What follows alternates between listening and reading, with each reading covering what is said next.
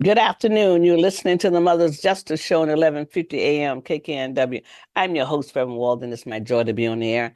And for all the people who might not know, this the sun is shining in Seattle today. It's one of those days. It's one of those days that we call a day that makes us righteous for staying when all the rain. I mean, we love these kind of days. Even strangers speak to you on a sunny day in Seattle. So I'm going to just say, hey, we got a sunny day here in Seattle. It might be gone tomorrow. And I have Mr. Ryan and Mr. Armstead on, and Mr. Armstead is going to come on and give us an update about what he's working on. And then after that, I'm going to be talking about Virtue's Healing Circle and Benjamin Crump. And then my last guest, Dr. Ellis, with the Community Police Commission. She's the executive director, will come on in the last half of the Mother's Justice Show. So hello, Mr. Armstead. It's been a while since you've been on. You know, the national president of you're a member of the National Association of Minority Contractors. Okay, right. And, it, Yes, and he's president of the Washington State chapter up here. Yes, and president of the Washington State chapter. And you know, we're not minorities. You know, we're a majority of people in the world. You know that, but that's how we say it in America sometimes. But yes, welcome, sir. I don't think you've been on this year. I mean, the year is still a baby. You know, it's still crawling. It's not October yet, so you have some room to grow. So, hey, give us an update about what you're working on and what's going on. well, thank you for having me. Yes, sir. It is a new year, but we seem to have carryover of some of the old problems. And we are engaged in attempting to overcome and correct some of those. Real quick background, we happen to be in the midst of the largest federal funding for cities, states, counties, and others for construction and many other things than we've had in the last 50 years. There are four major federal programs: the Infrastructure Investment and Jobs Act, the Inflation Reduction Act, Community Benefits Planning, and the Justice 40 Initiative. And we at NAMC, as we're called, have been working the last 16 months attempting to get reporting and accountability from the public agencies in Washington State that are the recipients of that funding.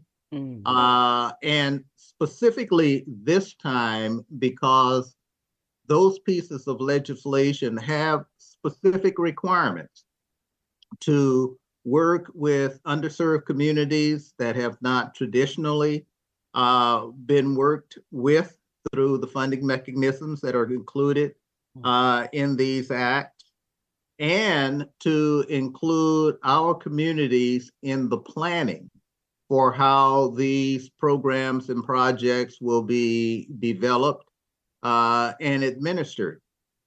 We have been unsuccessful to date in getting from any of the public agencies in Washington State a copy of their plan to obtain the goals of the Infrastructure Act, the Inflation Reduction Act, Comprehensive Plan, and so forth. We have recently received a report from Sound Transit that outlines some of the expenditures, which is something that we had been requesting for over a year. But we also need to see what their planning is for how they are going to meet the objectives of these federal grants and programs. An example of one, in the Infrastructure Act, there are special provisions in it to address things like the at-grade construction of the light rail through Rainier Valley, where it disrupted and cut apart a community. President Biden, in several of his speeches, but also included in the wording in the act is the desire to address the harm that was done by separating communities and introducing additional hazards and all kinds of things that didn't exist before. We have not seen where, say, Sound Transit, for example, has developed a plan to address that. But even before that, these acts and the funding that goes with them require that we participate in the planning, right, for which projects are going to be put forward and how they're going to address conditions that was caused by funding from the federal government to build roads and highways and airports and light rail lines and so forth. We are specifically concerned today, and I don't want to take too much of your time, in that the Department of Transportation, which is the primary recipient of the Infrastructure Act funding, has a requirement that goes with all of its funding. One of those requirements is that the recipients have a disadvantaged business enterprise program, DBE program. Also that, there are several other things in there that address accountability. But one of the things that's in there that has always been important to us is that the person within those agencies that are responsible for all levels of inclusion report directly to whomever the executive officer of that agency happens to be, he or she.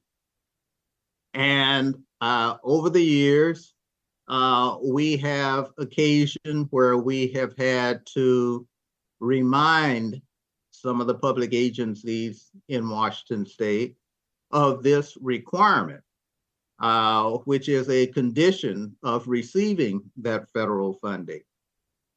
Within the last couple of weeks, we were informed that Sound Transit had put together an executive level reorganization.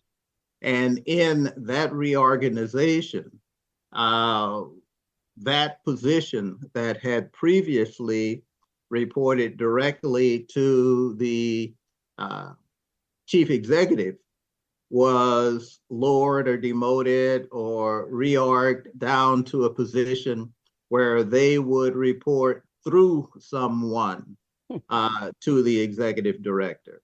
Now, this is harmful in many aspects. One, it's not in compliance with the condition of them receiving the funding. Two, it sends a message to us in the community that they are not as committed to all of the inclusionary things that we hear them say and that we see in their documents. You mean Sound Transit, right?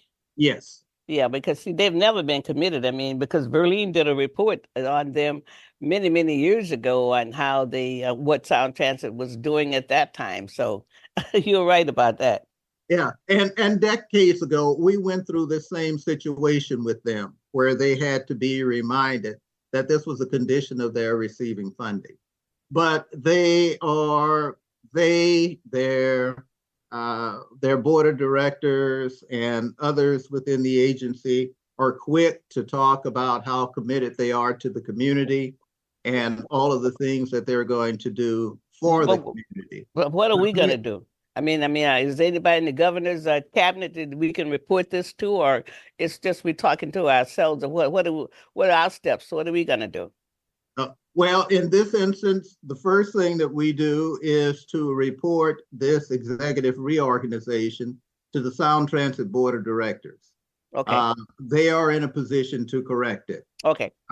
If they do not, then in this case, these funds for most of the funding for Sound Transit comes from the Federal Transit Administration.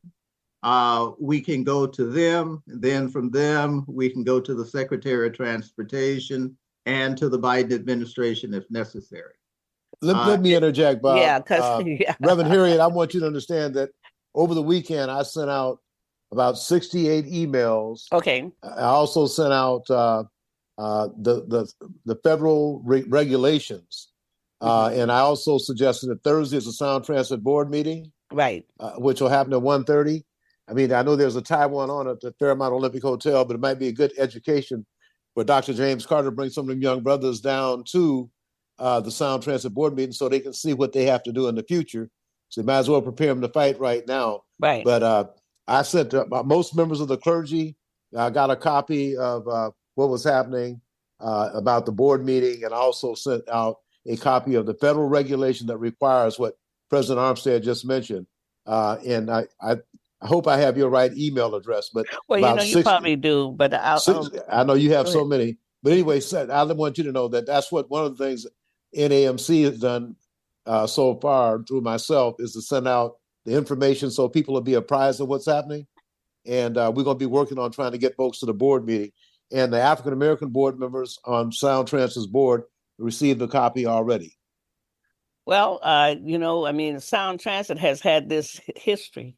I mean, before when they first got started digging the tunnel, they would hire African Americans, then go to California and bring back Latinos, and fire the African Americans on the job. I mean, because the report was there, and at the time, the president of the NAACP would not move forward on that report, and it showed how they bait and switch, how they started out with black workers and then end up with when for the long money, they bring in other people of different ethnicities that could go up under the BIPOC that leaves us out of the BIPOC. So I mean, these people have not been fair brokers to us at all, and have made all that money, and has locked us out the door.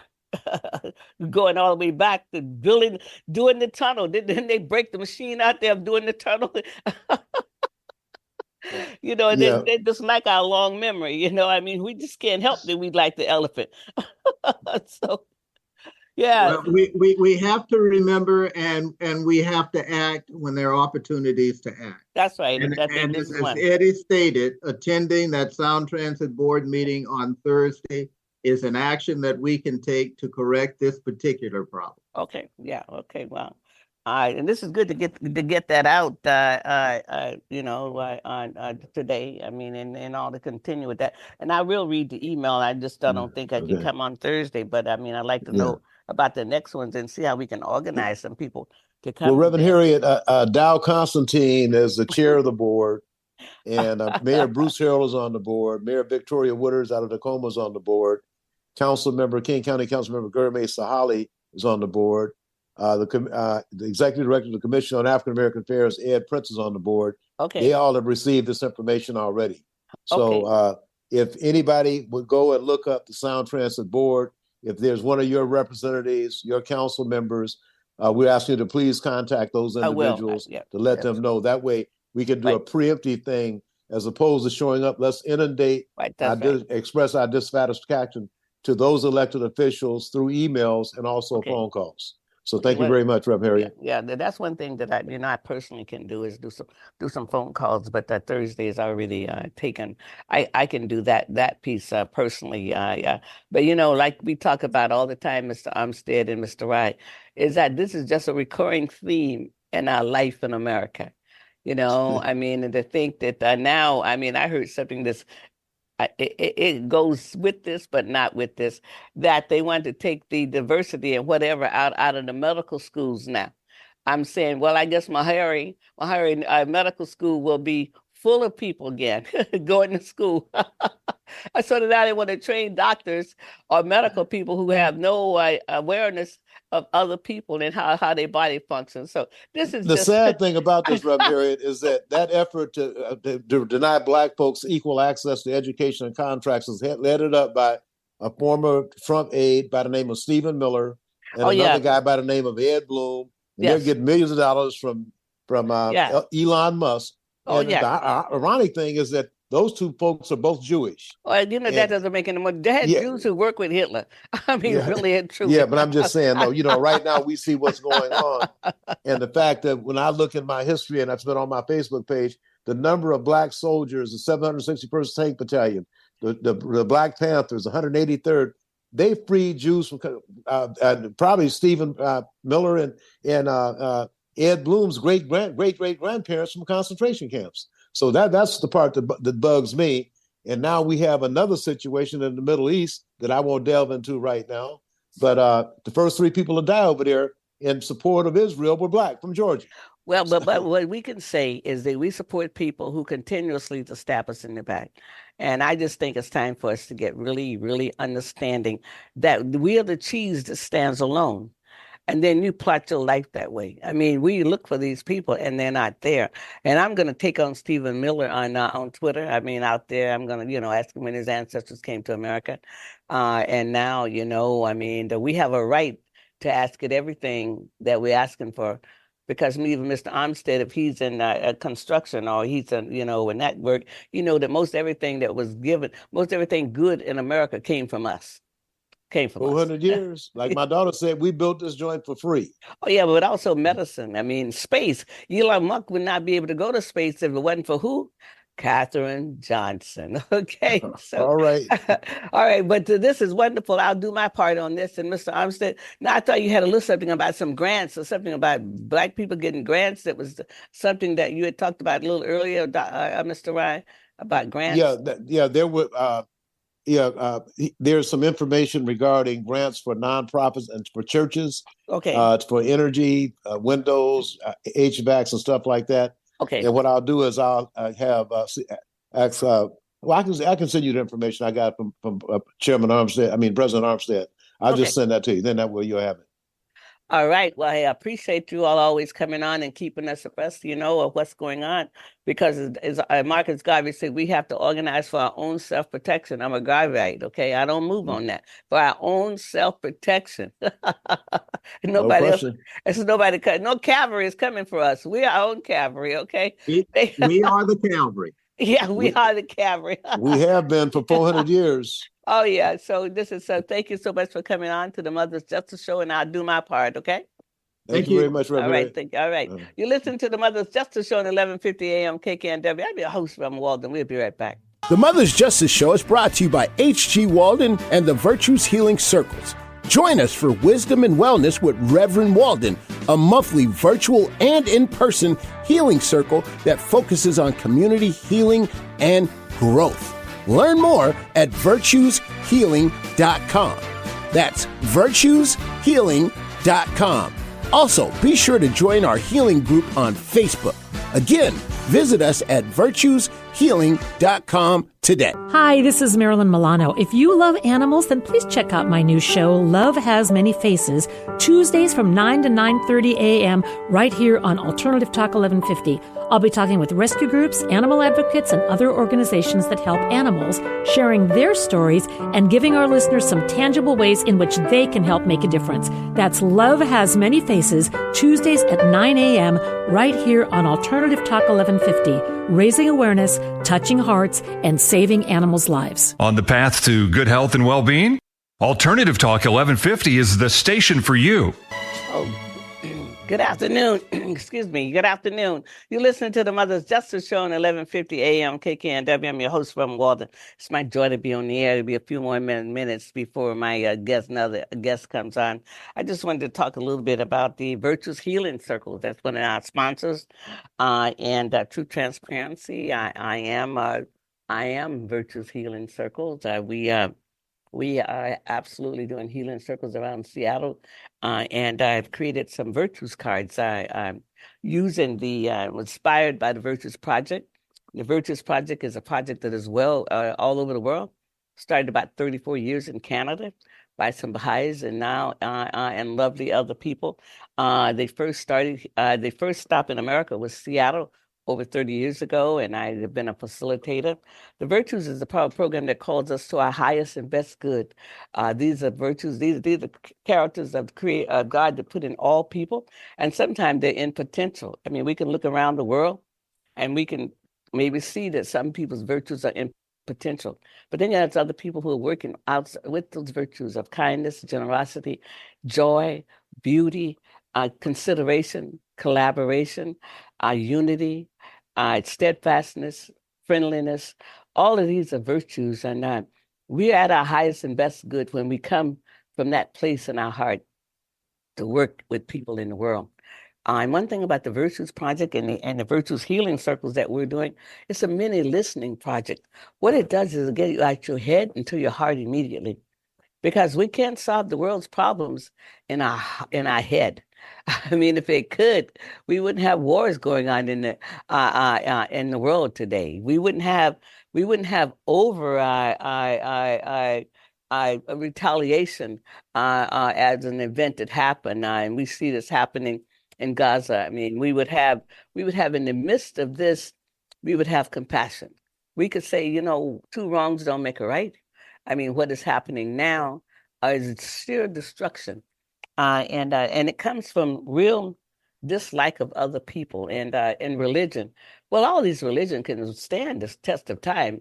They've been around for a long time, and people are still fighting about who can exist and who shall not exist in today's world. War is okay. War is out of style. All of this is just passe. There's a new world being birthed, and that new world is kindness, generosity, peace, all the things that goes to make sure that you're well and I'm well. There's enough in the world for everyone. The shortage, it's not a real shortage. It's all made up on some levels because things are things are being withheld, or with people who really don't want to see other people on the planet.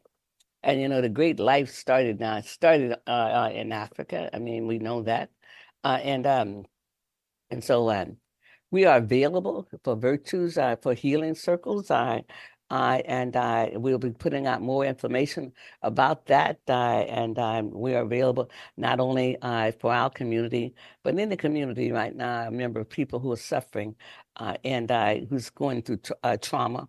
And the whole world is going through trauma right now. It's a lot of trauma to go around, not only in America, but around the world. And so we also host a Virtues Healing Connection. Virtues Healing Circles also host a circle the last Wednesday of every month from 6 to 7:30 at the Liberty Bank Apartments Community Room, 1405 24th Avenue, 98122.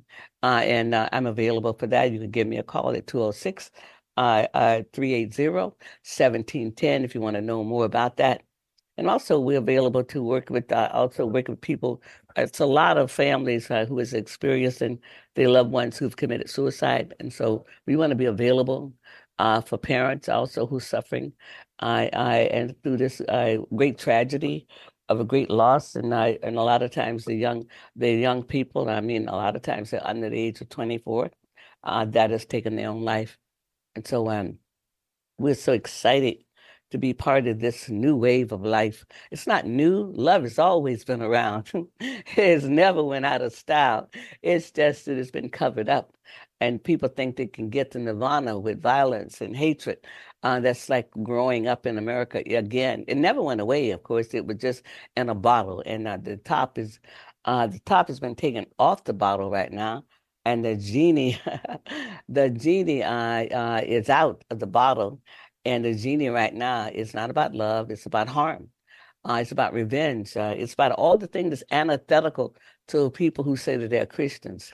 All this is antithetical to the teachings of Christ. If you believe that, if you believe that he says, I've come that you may have life and have it more abundantly. And on the other hand, you want to restrict movement or restrict other people. Well, it's antithetical. It's antithetical to believe that and all of this and behave contrary to what it says. And of course, we don't all know what it says because it was spoken in Aramaic, in a language that we don't speak today. It's only a few people outside of the Coptics, the people who have the original books that we call the Bible. I mean, there's some originals out here, but it's not in the hands of the Americans or the Western world. And that's good because it would be altered. But I get a lot of joy from doing the healing circles because I believe, I'm one of these people who believe that we're creating another world. All of this is this is the end of this cycle of violence, and people want peace, they want harmony. And one of the things that I was talking to my son about today was about, they were talking about a lot of the poor people and how much things cost. And I said, well, son, it's not been any president who actually understood you got to lift people out of poverty. I say that all the time. And there has to be a movement of believing that there is a lot of good for all people on the earth. And I think with the Virtues Healing Circles, that what we're doing, we're going to be part of that good. And today is Earth Day. Well, I personally think that every day ought to be the Mother's Day, because if the earth belongs to the mother, then we should treat the earth better. We should treat our mother better, because our mother provides food for us. When we put a seed in the ground, then it grows a little bit more. It grows a lot. It grows a lot and provides for us. So let's keep positive. And again, you can reach out to Reverend Walden. I'll give you my phone number again. It's 206-380-1710. And if you're interested in knowing more and more about the Virtuous Healing Circles, and you're welcome to show up tomorrow Wednesday night, which is the last Wednesday of the month. Wednesday night, the last Wednesday of the month is not this Wednesday, but the last Wednesday of the month is probably next Wednesday. But please show up and be inspired. Be inspired, and also you get to keep the cards, whatever card you choose, and you get to take that card with you. I'm excited about it. You can tell when I'm excited. I'm excited about doing good in the world. I'm excited about planting those seeds and absolutely helping people to understand that no matter what they're going through right now, they can move through that event without violence. They don't ever have to harm anyone. We don't ever have to do that piece. It's always a different way. Even if you have to take a pause and say, oh my goodness, I don't know what I'm going to do right now. But then there's a way that opens for us. Whenever we say we don't know what we're going to do, the universe, some people call it God, some people call it universe, some people call it by other names, but it's always a way to move forward, to move forward, to move forward. Let's take a break right now and come back on the Mother's Justice Show at 11:50 a.m. KKNW, waiting my guests to come on. Thanks. The Mother's Justice Show is brought to you by H.G. Walden and the Virtues Healing Circles. Join us for Wisdom and Wellness with Reverend Walden, a monthly virtual and in-person healing circle that focuses on community healing and growth. Learn more at virtueshealing.com. That's virtueshealing.com. Also, be sure to join our healing group on Facebook. Again, visit us at virtueshealing.com today. Hi, I'm Jenny Garth, and I am a lifelong animal lover. I grew up on a farm in Illinois and spent my life caring for horses and animals of all shapes and sizes. Your life can be forever changed too by adopting a shelter pet. It's not only the joy your new pet experiences when they find a loving home, but also the happiness you'll get from welcoming them into your life. The heroes at American Humane have been helping animals for more than 140 years. You can learn more at AmericanHumane.org. Bringing good vibes to the Puget Sound and the world. Alternative Talk 1150. Oh, good afternoon. You're listening to the Mother's Justice Show at 11:50 a.m. KKNW. I'm your host from Walden. And lean on me. Do you know that we need to figure out how we can lean on each other when we're not strong? I mean, that's what we really need in the world. We need more of that. I want to thank you, Eric, for playing that song for me. You can always tell when I get excited about a song. That's almost every song, I guess you say. What could I say? I want to bring my next guest on. It's Dr. Cali Ellis. She's the Executive Director of the Community Police Commission. She's going to spend the rest of the time talking about what our event is going to coming up tomorrow. I am a commissioner, but I've been on for a while. But hi, Dr. Ellis. You want to unmute yourself? Of course. Hi. Hello, Reverend Walden. It's nice to see you. Yeah, how you doing today? You good? Very good. Good. Well, the sun always makes us good. Yes, it I mean, does. this is so when the sun is out, every grumpy people speak to you. You say So true. all the grumpy people speak. When it's raining, they're just grumpy. But when the sun is out, it's our vindicating days. This is the kind of days. This is the days that keep us here, when we can see the Olympics and the Cascades. Yeah. So it's beautiful. I hope you had a nice weekend. Yes, I did. I hope you did too. Yeah, I did. I did. So yeah. Well, welcome. I mean, and we're having an event tomorrow, and you're here to talk to us about it and to let my listeners know all about that. Thank you. Sure. Thank you. Yeah, I'm very excited that tomorrow at 5:30 p.m. at the Van Asselt Community Center, this is down Rainier on the south end, we are going to be hosting a meeting for the community to talk about their concerns with accountability and the leaked SPOG contract. So last week, for a little while, the SPOG contract was put on their website, and we were able to download it and do quite a bit of in-depth analysis on where it lines up with accountability, whether or not it's meeting the promises to the community that were made as part of the 2017 accountability ordinance. So this is your chance to weigh in on that contract, to talk about your concerns about the contract, what you would like in the contract. This is a community meeting that is open to everyone. Well, that's good to know because, as we know, and a lot of the community might not know, that we're still working to get key parts of the ordinance. I accepted. Actually on the table so it could be negotiated on, and so we're anxious to know about that. And of course, in 2018, the commission asked the city not to ratify. I mean, not to okay it, and I guess that would cause for unfair labor practice. But yeah. So anyway, I think that this is really key for the community to know about it, and to know what. And also, I hope we have a great definition of what constitutional policing is, because a lot of times we talk about constitutional policing, but really, what is it? I mean, outside of people like Benjamin Crump and other people and some of the other people, a lot of just regular people, we talk about it, but we don't have a clear direction or a definition, either a picture of what it might look like in everyday policing. Yeah. Well, really, what it means is that the police are following the law when they are apprehending criminals or helping people in the community or doing everything as part of their job. They are, because they're able to carry weapons legally and do a lot of other things the rest of us cannot do. They have a huge responsibility, a tremendous responsibility that goes with that. And so constitutional policing is really making sure that they are following the law in everything they do, whether that's something that community likes or whether that's something that's of community concern. Well, I know we've been talking about it for years, talking about constitutional policing. But again, I was talking to someone else about this the other day, is that the police are considered a standing army in America, because you can only call out the National Guard when there's another type of emergency, and the governor is the only person that could do that.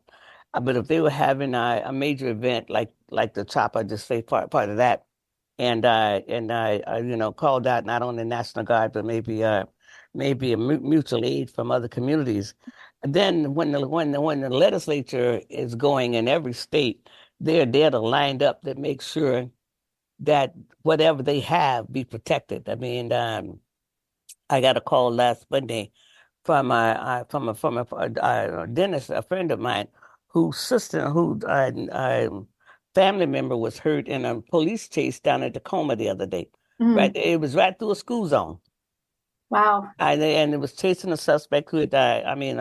Somebody was suspected of stealing a car, but I hit my friend's niece. That her mother was driving the car, but had just dropped off her son.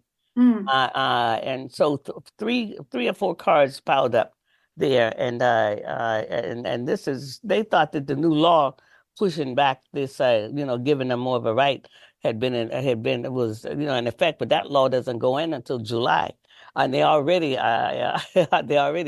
I can we got the law right now, because right now they still up under the old one, see. Yeah. And that's what she didn't know that. And I put her with the Washington State the Coalition for Police Accountability with a group of people, and for them to work on that. I passed the call on to Paul Benz and that. But again, that some of this is how we look at constitutional policing. So that's why, it's important for us to have some kind of say over what's happening with the police in our community. Absolutely.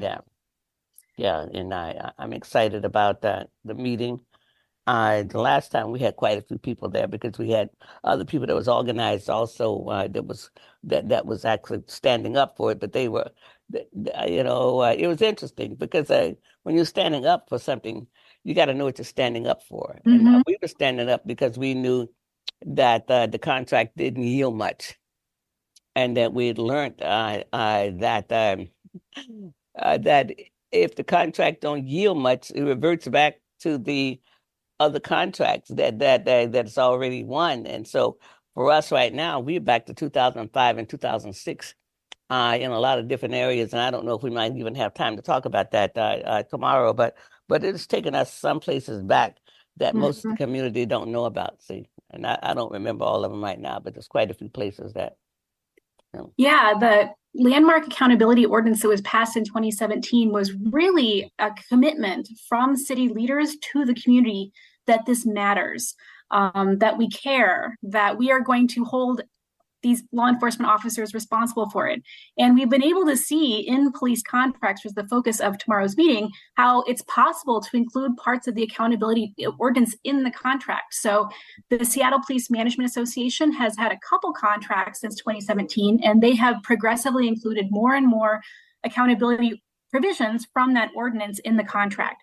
But that is only the people that are lieutenants and captains, sort of higher up in the ranks. That is not the kind of officers you would see every single day, patrol officers and sergeants that you would see on the street. They're covered by a different contract, the focus of the contract that we're going to talk about tomorrow. And the focus of that contract, the Spark contract, the president of the guild of that organization ran on Making America Great Again. Mm-hmm. And 70% of the rank and file voted out Kevin Stuckey, the Black president of the guild, for Mark Solon. And I think that's always important to put that part of any kind of anything, because that attitude right now is it's antithetical. It's antithetical to the people who pay their wages. And one of the things that I've been telling people is that I think we have to change the language from public servants to public employees. Yeah, I think if we can make that shift, I think people could understand that actually they work for us. mm-hmm. And we've been telling people with mothers ever since 1990 that they work for us. But the people think that they're public servants. They are public servants who get paid on public money, and that makes them therefore public employees. That's a great point. And I think if we could shift that and a mindset, then we have a right to have something to say about our employees, because no police officers in America get paid on federal dollars unless it's a grant that came out like Clinton did. It gave $1,000, but you put all those police on the streets with a grant, and if you accepted that grant, you had to maintain that level of police mm-hmm. officers. You could not lay them off. So that means that you had to increase your budget. And if you refuse that, then that's just you didn't get it. But the federal government does not pay for policing. Mm-hmm. We citizens do with the taxes, and that's why they're public employees, just like the people who work for parks. They're public employees. They work for us, and I think that's the one shift. If we can get that. We can get that shift again, just like they went from a fetus being an unborn baby mm-hmm. to having a baby be unborn, calling a baby. I mean, people really, and that's the shift that I'm talking about, because people don't understand that a fetus does not breathe on its own, breathes because the mother is breathing. And there's a direct there's a relationship there. And if the mother's not breathing, then the fetus is in trouble. And so it took about 25 years for people to believe that, and now it's part of the lexicon that people automatically thinks that. And years ago we knew that that wasn't considered the truth until the baby was being born and could breathe on its own, took the first breath. See, so again, we can do this, but it takes repetition in the community, and that's what I think that we're going to be doing tomorrow night. Going to be pointing it in, telling the people about it, and who's going to lead that discussion? Because I'm a commissioner, but I'm not leading that piece. So let me be clear, y'all. I'm not leading that. If anybody thinks that I'm leading it, it's not. So who's going to be leading the discussion? So that's going to be myself, the executive director of the Community Police Commission, and CPC co-chair Joel Merkel. He's an attorney. He works for the State Attorney General's office. And between the two of us, we're going to break down what is actually in the contract that was leaked, and also explain more what these different provisions are. I mean, contract language is really complicated for anyone that has, bought a house. If you actually read the details of that, that's kind of what these contracts are like. They're very, very complex. However, it's really important. I'm glad you brought it up, Reverend Walden, that this is for the community. That's why the police are here, are to protect the community, to be part of the community, to engage with the community in a way that is constitutional and respectful of the community and their needs and desires. That's really what the 2017 Accountability Ordinance focused on, was the importance of community and what they need and what the police need to do, that the community trusts them. So the contracts are a very important part of that, because this is some ways, not all the time, but some ways in which they avoid that trusting relationship. It gets them off the hook when it comes to certain types of discipline. And that is all done intentionally in this very complex language. So myself and CPC co-chair Joel Merkel are going to explain all this on meeting tomorrow. Well, one thing I learned over the years is there's a difference between shall and will. Shall means something totally different than will. And it takes a while to get that, unless you're, a policy person that absolutely understands policy. Because as regular people, we sometimes interchange will, and shall, and it might not be correct English, or you might not be doing it correctly.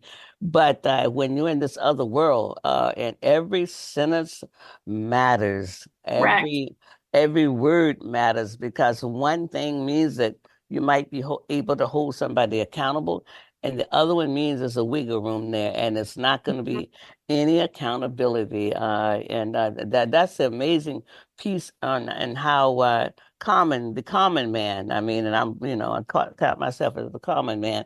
Don't always understand these little things that keep it. And when you think you have something, and the people absolutely think they got something, and it's just a paper. It's just a paper tiger. It's not going to do anything, because one of the things that for sure. If the policy is not updated and the police officer is not trained to the policy, it will be no discipline. And that's all over America. It's not only here. And that's why it's important for the policy to be updated and the officers to be trained. And now I think they have so many mandated hours for training. I mean, but they're behind, I guess, on some COVID and stuff, but it's important. I mean, and it's important, but also I think officer wellness is important, because we know, and because you do volunteer work on the other side of the ledger that that you do in the community. But if they go from one place to another one, no time, no lag time. It has to weigh on them, whether we like them or not. They're humans. I mean, whatever we say about them, they are breathing and moving in the world like us. And it's no depository to put that down before you go to another call. See what I mean? Yeah, that's been something that's of serious concern for the police department because there's so few of them.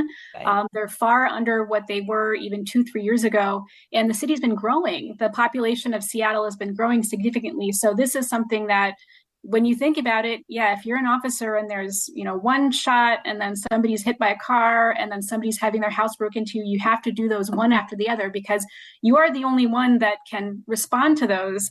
So officer wellness is something that's very Right. important and a great concern. Well, and sometimes they have the well checks. They have to Mhm. go in, and then they find people who are deceased and a whole bunch of other things. Right. And then they find children who've been harmed. I mean, so Mhm. we have a dichotomy working with police accountability because we know that on sometimes they find situations with children, being trafficking. I mean, I think it's an incident that happened that's in the news last week about an officer involved shooting, but I mean, trafficking of young children, and all of those kinds of things. And so I know for myself sometimes it's getting like, oh my goodness, what am I going to do with all this stuff? So, I mean, because we have to figure out how everybody's going to be in the world.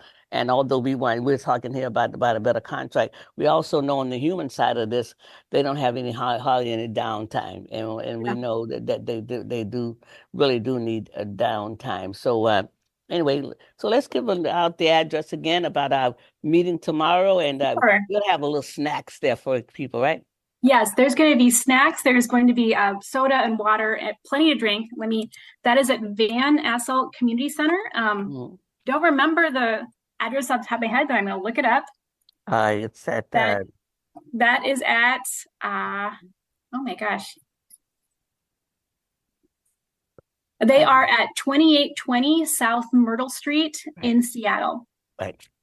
Right, and it's right up the hill. I mean, when you go up, if you're coming up down Rainier, you can get to it that way, or MLK, you can get to it, and it's a great park. It's a part of the Seattle Parks Department. It's a nice location. It's plenty, should be ample parking. We have extended daylight, so daylight will still be available when we leave. So That's right, because now sun is setting like a little after 8, and our meeting is over at 7:30. Is that right? that's 7:30, correct. 7:45, because all the community Yeah. centers is closing by 8 o'clock. So one more time, give the address and Sure. then the time that people should be there. Yes, it's Van Assault Community Center. That is 2820 South Myrtle Street in Seattle. The meeting starts at 5:30. If you want to get snacks and drinks, come on down. We really look forward to hearing your voice at this meeting. Well, I encourage people to come out. I mean, because one thing about America, and you, a professor, you'll always be a professor, but right now you, the executive director of the Community Police Commission. Once a professor, always a teacher, a teacher. But I think one thing that most people miss in America, and that's the beauty of America, if people understood the system, it's a participatory system. Everybody has 2 representatives and a senator on every level. Everybody does. I mean, whether you're homeless, and even whether you're locked up, I mean, you might not be able to vote, but that's it. And so it only works if you participate. You have to participate. And I know people ask me, well, why you stay? I said, well, once you take your marbles and go home, you're not counted anymore. So really and truly, you must participate. And it's for school boards, it's for everything. And I know why a lot of people now that would like to have an autocratic system is because they think that you'll get more done. Well, an autocratic system, like in Cuba and all these other places, they just tell you what time to get up and what time to go to bed, and that you can't think of free thought in between. Yeah. See, and you know why people like coming to America? Because they know that they can think of free thought. But people don't understand that. Neither party does a good job in educating the people on what kind of system it is. It is a participatory system. That's the beauty of it. Once you catch that, then you want to participate. I mean, I used to like to go to campus down in Olympia before COVID and stuff. I was down on campus more than once because I was down there always. I used to take my son Omai was a page down there one time. And I take people to campus. Sometimes people have never been down there. It's beautiful when you understand how it works. And you're always trying to catch up because there's not enough. I mean, the system is designed for you to always trying to catch up, like we're doing right now, trying to catch up. But But it is still a beautiful system if we can understand it, And I Yeah. and I and I think that's what turns you on to being a policy, to being able Definitely. Yeah, I to, used to teach legislative policy when I was a professor at Evergreen State College in Olympia and Tacoma. I taught in both places. And yeah, it was really fun to see the students learn more about this process. Again, the legislators, yeah, it's a fancy building down in Olympia. It's all really nice, but they work for you. that's All right. of them work for you. And so it's empowering yourself with the tools and knowledge to go and be part of that process. And so I really encourage all of you to come to this meeting Right. that we're having tomorrow night, but also to reach out to your legislators. They are happy to hear from you. Yes, and really and truly they are, because then we keep them accountable. See, and when I started Mothers years ago, we used to say accountability is for everybody, not only for the police, it's for the communities, it's for Very teachers. much so. But this is a system of accountability is for everyone. And we can't leave anybody out of that. I mean, people have to be accountable with their pets. I mean, how they come in. I mean, it's like every juncture of America, we need accountability, and it's not for the other guy. It is for myself. It is for other people. It's for everyone. And we got 1 more minute, so if you could just announce the time again, if you can announce it one more time. I'm more than happy to. So this is the CPC's meeting on the SPOG contract. This is going to be at Van Asselt Community Center at 5:30 tomorrow, Tuesday, April 23rd. And again, that is at 2820 South Myrtle Street in Seattle. Well, thank you so much for that. And thank you for being on the Mother's Justice Show on 1150 AM KKNW. And I'll be at that meeting. I'll be at that meeting tomorrow night. So I'll see you there. I'll see you there. All right. Thank you. All right. You're listening to the Mother's Justice Show on 1150 AM KKNW. I'm your host, Reverend Walden. Enjoy your day and enjoy the rest of the week, and I'll be back next week.